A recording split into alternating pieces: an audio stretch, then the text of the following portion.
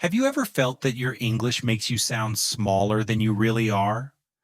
You say the right words. You use the right grammar. You try your best to join the conversation, but somehow your voice feels invisible. People nod, they smile politely, but then they move on. Your idea disappears, and you are left thinking, why didn't they listen? Why didn't they take me seriously? It's not because your English is bad. It's not because you don't know enough words. It's because confidence is not only about language. It's about how you deliver it. Be honest. Has this happened to you before? You speak, but your words don't carry weight? Now imagine the opposite. You open your mouth and suddenly the room quiets down. People lift their eyes, they lean in, they take notes. Your words sound clear, strong, believable. Not because they are perfect, but because they carry presence, power, and trust. In that moment, you don't just sound like someone speaking English. You sound like someone worth following. You sound like a leader. And that is what this journey is about. Today, you will learn 7 keys to sound confident and speak like a leader in English. Here's what you will take away. You will know how to replace weak words with strong ones, so your sentences stop fading and start landing. You will know how to listen like a leader, so people feel respected and want to listen back. You will know the power of silence, how 3 seconds can make your words 10 times stronger. You will know how to use your body, because presence speaks before your mouth does. You will know how to shift from I to we, so you sound inclusive, generous, leader-like. You will know why authenticity beats performance, why being real makes you sound more powerful than being perfect. These are not theories. They are practical keys. You can use them today, in your next meeting, in your next class, in your next conversation. And when you do, you will feel the shift. You will sound different. People will respond differently. So if you've ever wanted your English to carry more weight, if you've ever wanted your ideas to be heard, if you've ever wanted to sound not just fluent, but leader-like, this is your moment. Take a breath. Stay with me. And let's unlock the first key, Act 1. Strong words versus weak words. So let's start with the first key, the words you choose. Because sometimes the difference between sounding weak and sounding strong is just one small phrase. Weak words are like soft cushions. They feel safe when you say them, but they make your sentences collapse. You know these words already. Maybe, I think, I'm not sure. When you use them, you don't sound polite, you sound uncertain.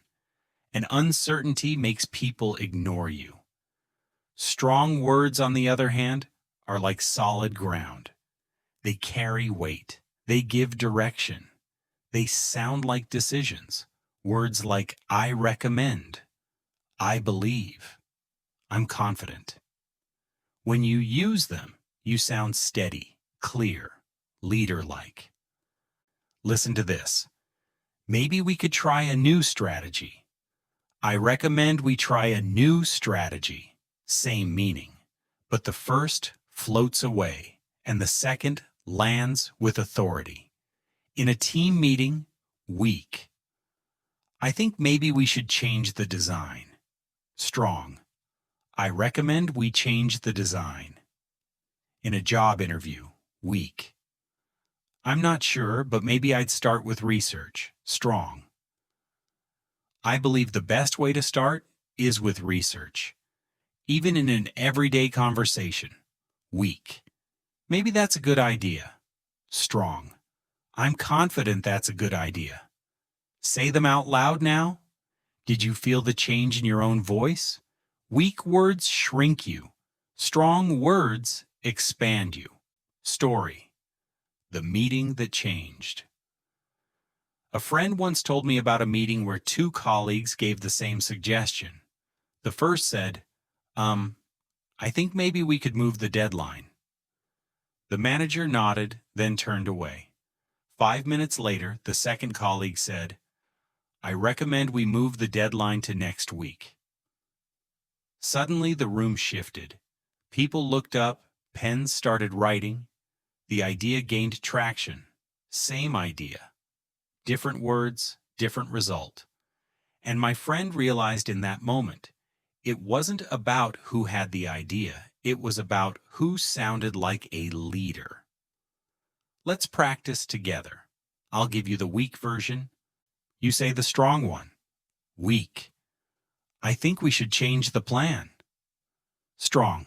I recommend we change the plan. Now say it. Weak.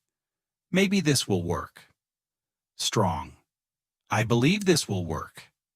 Now say it. Weak. I'm not sure about the result. Strong. I'm confident about the result. Now say it. Good.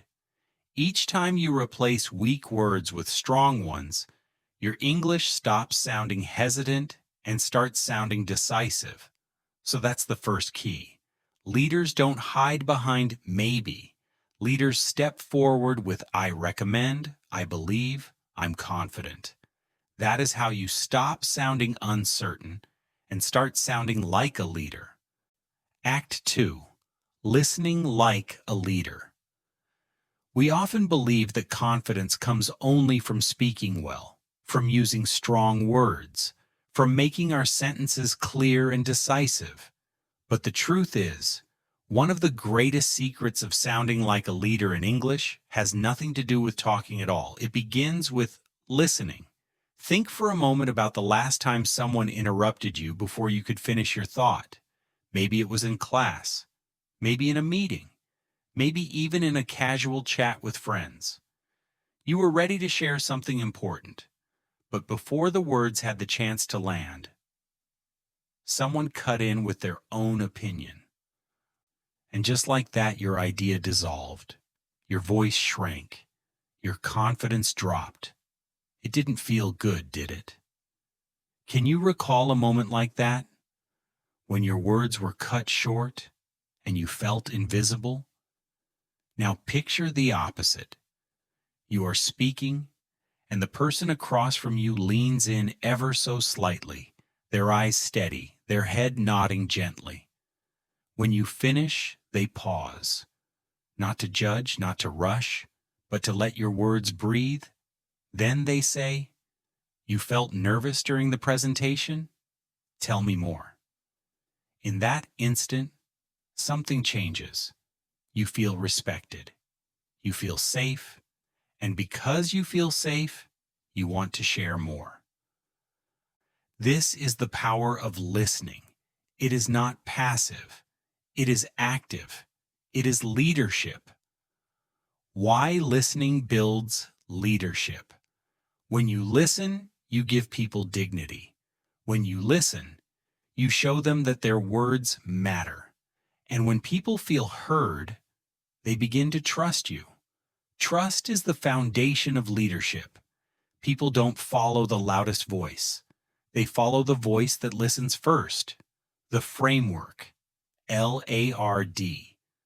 So how do you practice listening like a leader? Use this framework. LARD. Listen, acknowledge, reflect, delay. Listen.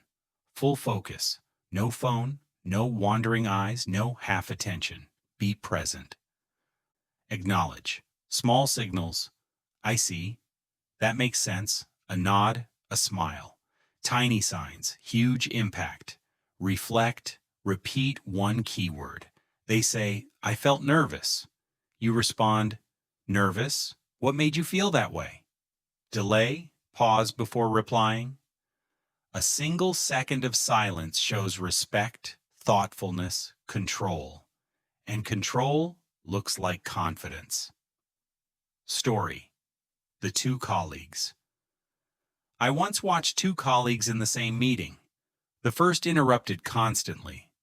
Yes, I know, but here's what I think." His English was accurate, his grammar was fine, but his presence was weak, because nobody felt respected. The second colleague leaned back slightly, nodded, waited. When he responded, he said, "That's interesting. You felt nervous during the pitch? Tell me more." The room softened. Trust shifted toward him. And when it was his turn to share his ideas, everyone paid attention. Which colleague do you sound like more often, the impatient talker or the calm listener? Let's practice together. Sentence: I'm not confident about my presentation. Reflection: not confident? What part makes you feel that way? Sentence: I was excited about the new project. Reflection: excited? That's great. What excites you most? Did you notice how even simple English with a pause and reflection suddenly sounds professional and calm? So here's the second key. Leaders don't just talk. Leaders listen, because listening builds trust, and trust builds leadership. And in every room, people will follow the one who makes them feel heard, not the one who shouts the loudest. Act 3. Silent power. Confidence is not measured by how fast you speak or by how many words you can throw into a single breath. Confidence is measured by how much weight your words carry, and weight comes not from rushing, but from resting. And the secret is silence. Most English learners are afraid of silence. They think that if they stop speaking, even for 1 second, people will lose interest, people will judge them, people will think they are not fluent. So they rush. They fill every gap with, maybe, They keep talking because they are scared of stopping. But leaders don't fear silence. Leaders use silence. They know that silence is not emptiness, it is power. A pause can make a simple sentence sound profound, while rushing can make even the smartest idea disappear. Why silence works. Think about music. Without pauses, without space between the notes, there is only noise. The pauses are what create rhythm, beauty, and meaning. Speaking is the same. When you pause, you create rhythm. You create space for people to breathe, to process, to feel. And in that space, your words grow stronger. Remember a time when someone paused before answering you, and suddenly you leaned in, waiting, curious. Can you recall that feeling? When you pause, you don't look lost. You look thoughtful. When you pause, you don't look weak. You look calm, in control. And when you pause, people don't drift away. They focus. Story. The 3 seconds. One of my students told me about a job interview that almost went wrong. The interviewer asked a difficult question and his instinct was to answer immediately, quickly, filling the air with sounds. Maybe I think. But then he remembered this technique. He took a breath, let 3 seconds pass. 1, 2, 3. Then said slowly, "That's a great question. Let me think about it." And do you know what happened? The interviewer smiled, leaned forward, and waited. The silence didn't make him look unprepared. It made him look professional. Those 3 seconds transformed panic into presence, and presence into power. The psychology of pausing. Here's why silence works so well. When you pause, people assume you are considering carefully. When you pause, you signal that you are not afraid of space, not afraid of being judged. And when you pause, you shift the control of the conversation. You set the pace, not the other person. Fast speech often comes from fear. Calm speech comes from confidence. And silence is the bridge between the two. Practice. Try it now. Let's do a short exercise. First, say this sentence quickly, with no pause. Confidence is not about talking fast. Confidence is about pausing and letting your words breathe. Now try again. But this time, add pauses. Confidence is not about talking fast. Confidence is about pausing and letting your words breathe. Did you feel the difference? The second version carried more weight, didn't it? The words were exactly the same. The difference was silence. Everyday application. Tomorrow, in your next conversation, don't rush. When someone asks you a question, allow yourself 2 or 3 seconds before answering. It may feel like forever inside your head, but outside, it feels calm, natural, leader-like. And when you speak, cut away the filler words. Replace, maybe I think, with silence. A clean pause is always stronger than a weak filler. So here is the third key. Leaders are not afraid of silence. They use it. Because every pause is not weakness. It is strength. And 3 seconds of silence can make you sound more like a leader than 30 seconds of rushing ever could. Act 4. Presence and body language. We have unlocked 3 keys already. Strong words, deep listening, and the silent power of pausing. Now we move to the 4th key, one that speaks before your mouth even opens, your presence and your body language. Because here's the truth. People start listening to you before you say a single word. They notice how you walk into a room, how you hold yourself, how you use your eyes, your shoulders, your hands. And in those first seconds, they decide, is this person worth listening to or not? Why presence matters. Think of 2 people giving the same presentation. The first keeps looking at the floor, fidgets with a pen, shifts weight from one foot to the other, voice rushing, shoulders tight. The content might be excellent, but the delivery says, I am unsure. I don't belong here. The second stands steady, feet grounded, spine lifted, shoulders open, gaze calm across the room. They say the exact same words, but suddenly everyone is paying attention because presence doesn't whisper, it commands. Which one would you rather follow? The person looking down or the person standing tall? The science of body language. Research shows that more than half of communication is nonverbal. That means your posture, your gestures, your facial expression carry more weight than the actual words you speak. Leaders understand this. They don't just prepare their sentences, they prepare their presence. Presence is alignment, feet steady on the ground, spine upright but relaxed, shoulders open, not hunched, eyes calm, scanning gently across people. Not glued to the floor or ceiling, small adjustments, big impact, because people don't just hear your message, they feel it.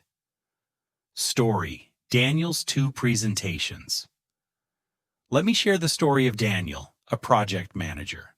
The first time he presented, he stood in front of his team with notes in his hand, eyes fixed on the slides, voice tight, body restless. The facts were accurate, but no one remembered them. The room felt flat. The second time, he changed nothing in the slides, nothing in the numbers, nothing in the script. He only changed his presence. He put the notes down, planted his feet, opened his shoulders, looked directly at his colleagues. He spoke slowly, deliberately, with pauses. The result? People leaned in, pens started writing, questions followed, decisions were made. Same Daniel, same content, different presence, and everyone agreed. This time he sounded like a leader. Practice, stand and speak. Let's try something right now. If you can, stand up. Plant your feet shoulder width apart. Relax your knees. Lift your spine. Open your shoulders. Soften your jaw. Take one deep breath, then say slowly, I recommend we start tomorrow. Do you feel the difference? The sentence is simple, but with presence, it lands with gravity. Your body carried your words before your voice did. Everyday application.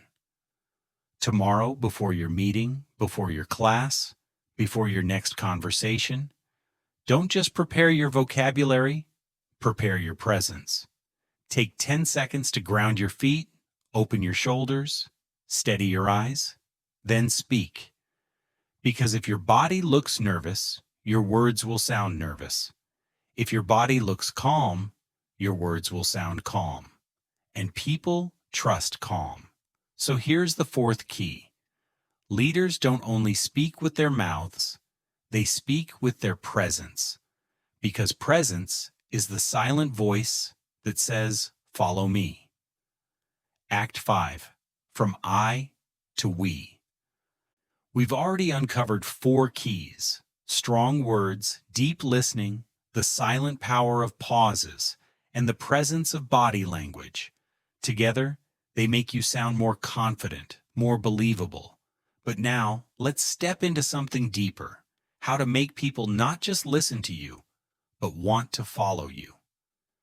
This is where the 5th key comes in: shifting from I to we. Why we wins. Think about the difference. The I person always says, I finished the project, I solved the issue, I worked late. Yes, they may be skilled, but their words sound narrow, heavy, self-centered. Now listen to the we person. We finished the project. We solved the issue. We worked late. Same facts, but now it feels lighter, warmer, more human. It invites people in instead of pushing them out. Imagine you're in a team. Who would you rather work with? The one who takes all the credit or the one who shares it? Real case. The meeting recap. I once joined a meeting where 2 project leaders reported results. The first leader said, I led the design. I solved the technical issue. I ensured delivery. He sounded capable, but isolated. People nodded politely, but no one leaned in. Then the second leader spoke. She said, we worked hard on the design. We solved the technical issue together. We delivered the project as a team. Same achievements, but this time the atmosphere shifted. The team smiled. The manager nodded more deeply. Everyone felt included, respected, valued. And here's the secret. Even if she did 70% of the work herself, by saying we, she didn't sound weaker. She sounded stronger. Because true leaders don't shine by taking the spotlight. They shine by making others shine. Practical drill. Flip I to we. Let's practice right now. Take these sentences and flip them. I have a great idea. We might have a great idea. I think this will work. We believe this will work. I want to thank you. We appreciate your effort. I solved the problem. We solved the problem. Say them aloud. Feel the shift in your tone. The second version doesn't just sound polite, it sounds leader-like. Why it matters in English.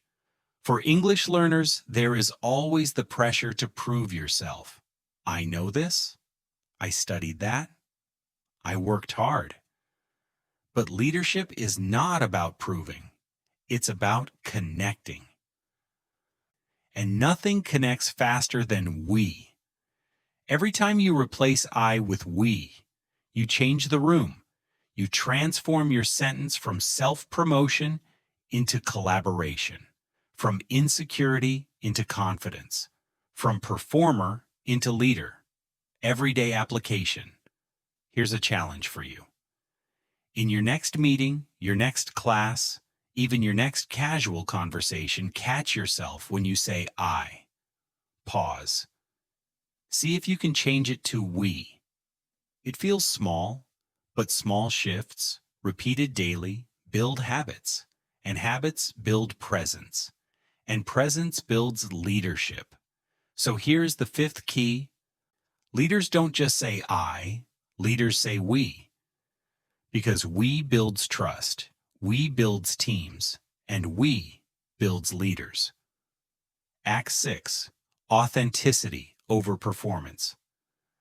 We've just seen how small words can shift the way people feel about us, how moving from I to we can transform a room, soften the energy, and make others want to follow.